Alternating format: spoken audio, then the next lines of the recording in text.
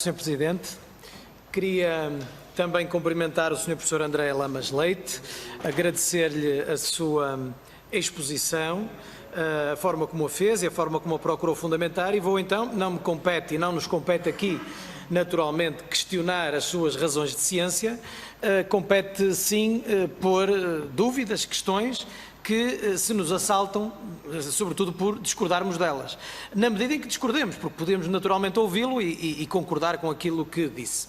Bom, o Sr. Professor começou por falar numa clara violação da Constituição da República Portuguesa e de uma inconstitucionalidade material objetiva. E repetindo os argumentos do Sr. Deputado André Silva, eu não posso deixar de lhe dizer que, enfim, não podemos ignorar testemunhos de insigníssimos constitucionalistas, de pessoas de reputadíssima capacidade, qualidade e ao nível da análise da Constituição, até porque a elaboraram, que não concordam consigo, com todo o respeito que temos por si. Está a ver? Ou seja, ouvimos, registamos e respeitamos, mas realmente temos pessoas, eu diria, avalizadíssimas, para não pôr aqui uma graduação de valor, ou seja, para não dizer mais, vou dizer só avalizadíssimas, que têm uma opinião diferente da sua. E, portanto, com franqueza, custa-nos aqui um bocado perceber a afirmação perentória que referiu. Mas depois dizer assim: o senhor professor fez durante 14 minutos a análise do projeto de lei do PAN e dedicou os 2 minutos finais à nossa, e depois à do PSD, e de uma forma geral disse, bem, aplica-se o que disse para trás, não na totalidade, mas em grande parte. Bem, o senhor professor falou em generalidade e abstração. Vai-me perdoar que discorde completamente, porque se há coisa que a proposta de alteração do PSD veio trazer a este projeto de lei do PAN foi generalidade e abstração. Nós não podemos, de uma sorte, defender a característica geral e abstrata das leis e, de outra sorte, dizer que ela é demasiado abstrata e que se aplica a toda a gente. Não podemos. E que depois que o rancho folclórico, que ninguém terá dificuldade. Porque quem o ouve a dizer que ninguém terá dificuldade em dizer que faz parte de um grupo folclórico, fica a parecer que só terá dificuldade em dizer que faz parte deste tipo de associações.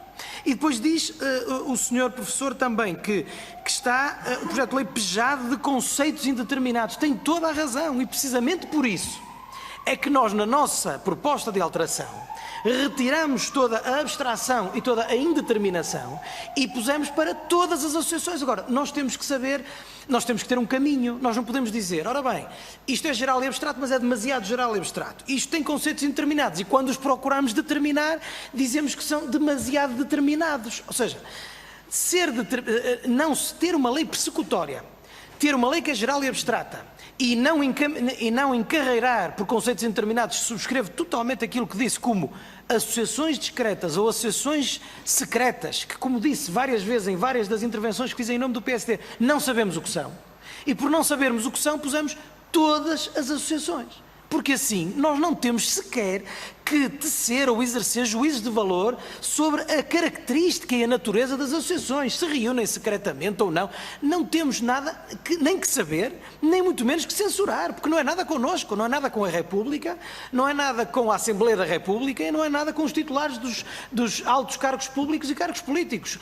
Nós só temos é que dizer, se porventura existam ou possam existir ligações associativas que possam eventualmente condicionar a liberdade de apreciação e julgamento dos titulares de altos cargos públicos, pois é uma regra de transparência basilar.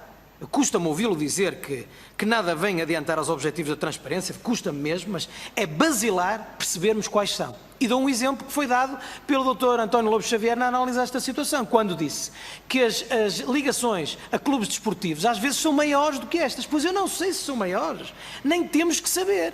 Temos que saber é que, porventura, elas também são condicionadoras. E à medida em que o sejam, naturalmente também devem passar a ser conhecidas. Diz o Sr. Professor que a liberdade de associação, que viola a liberdade de associação, que não é obrigado a dizer a que associações pertence mesmo a órgãos sociais. Eu vou-lhe perguntar, Sr. Professor, na sua análise constitucional, se isto vale também para empresas, ou se só vale para associações. Porque a interpretação que aqui o Sr. Professor fez aplica-se exatamente igual à pertença a empresas, seja como sócio de uma empresa, minoritário, seja, enfim, como membro de um órgão social de uma empresa. Portanto, de acordo, levando, não só literalmente, mas levando no espírito aquilo que referiu, e estou a terminar, o Sr. Professor considera então que nós não temos nada que dizer as associações a que pertencemos e as empresas a que pertencemos. Pois aí, Sr. Professor, devo dizer-lhe, como com certeza saberá, melhor do que eu, que tal como foi dito pelo Sr. Deputado André Silva, se nós pertencemos a uma determinada empresa, ou somos sócios ou acionistas de uma determinada empresa e estamos a intervir sobre essa matéria, nós não temos, felizmente, precisamente para não afastar os melhores, nós não temos nenhum impedimento de intervir sobre essas matérias. O que temos é um dever de transparência que nos obriga a declarar, a fazer isso no nosso registro de interesse. E, portanto, se estamos numa empresa de celulose, nós dizemos, eu faço parte desta empresa de celulose, quero que toda a gente saiba, mas a partir daqui quero intervir sobre esta matéria, até porque sou especialmente habilitado para fazê-lo.